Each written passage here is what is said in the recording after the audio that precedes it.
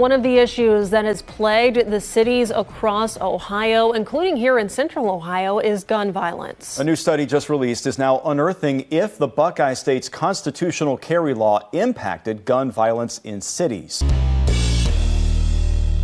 How's everybody doing? My name is Anthony Brian Logan, and today we got to talk about the impact of constitutional carry in the Buckeye State, Ohio. Now, before we get to the news clip and the article, let's back up a little bit to explain what's happening here in case you're not quite on the same page. Now, constitutional carry refers to a person legally purchasing a firearm and carrying it on them without having to get a permit for the carrying, you see, because there's two things you got to do there. First, you got to get your gun legally.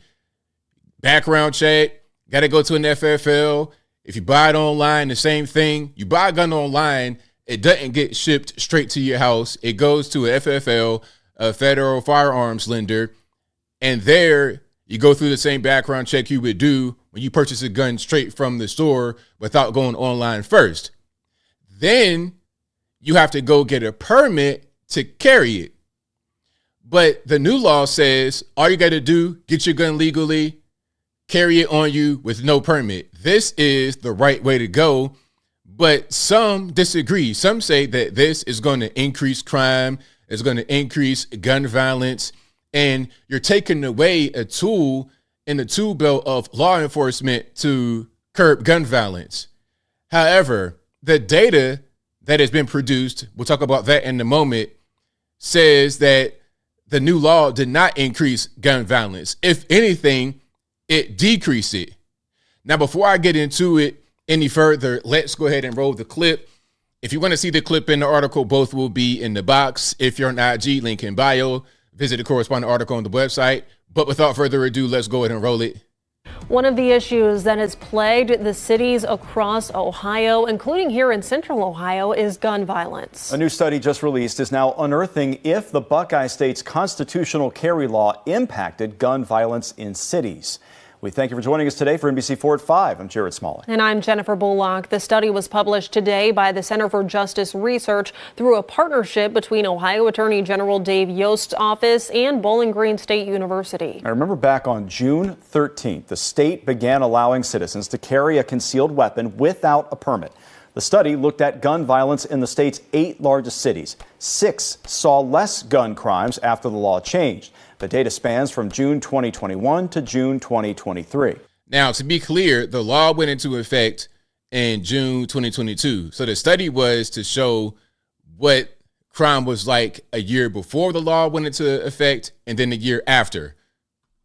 And one of those cities that saw a decrease was the city of Columbus. Before the law, the rate per 1,000 people of crimes was 10.79. Shout out to Columbus, Ohio. I have a lot of family out there. If you live in Columbus or if you've been there and you see anybody that looks like me, I can almost guarantee you they are my cousin, and I'm not exaggerating at all, but I digress. It dropped to nearly 9.5%. Other cities that saw decreases are Cleveland, Toledo, Akron, Parma, and Canton. The cities that featured a jump are Cincinnati and Dayton. NBC4 spoke with Attorney General Dave Yost today, who says this proves those statements are not true. So I think this is worth watching as we go to the future to see if it remains the same. But this is scientifically a good piece of work, and it definitively says that constitutional carry did not create additional gun violence. The Attorney General says this does not mean there is not a gun violence problem in the state. He says there absolutely is. However, he says the city and police leaders should be focusing on other ways to fix that problem.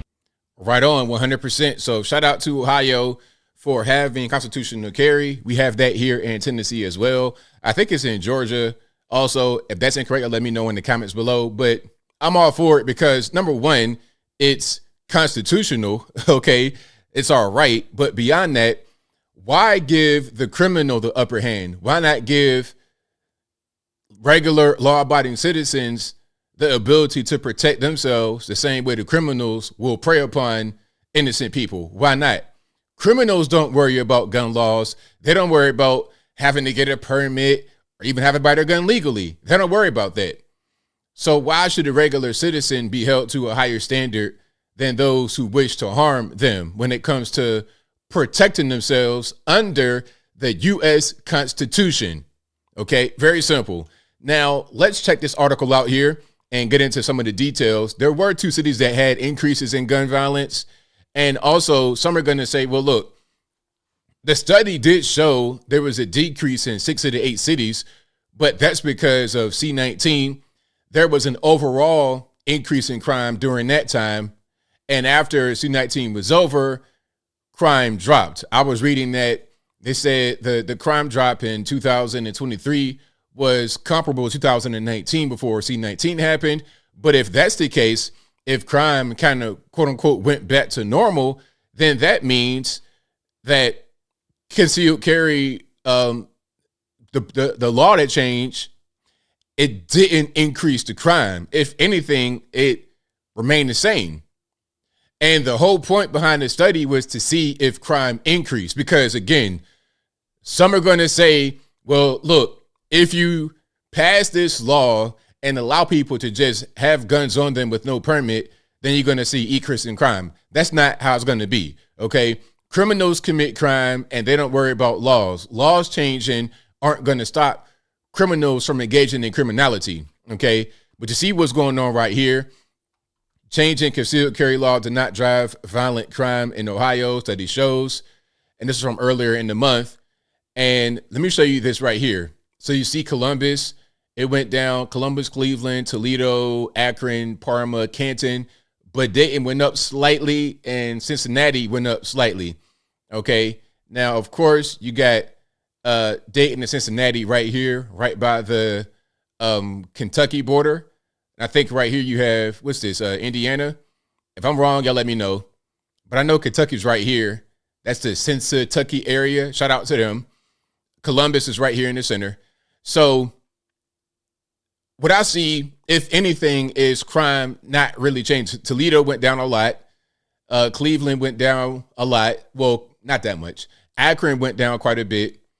Okay. It's a downward trend overall. But as I close, I want to say this. Shout out to Ohio, Tennessee, and all the other constitutional carry states that allow you to have your weapons without having to go through this and that and this and that. Again, you still got to get a background check when you go. When I purchased weapons, allegedly, before the tragic boating accident that took all of my guns away, when I go or when I have gone to purchase a weapon here in the great state of Tennessee, you got to go through a background check, got to have ID, and you got to pass it.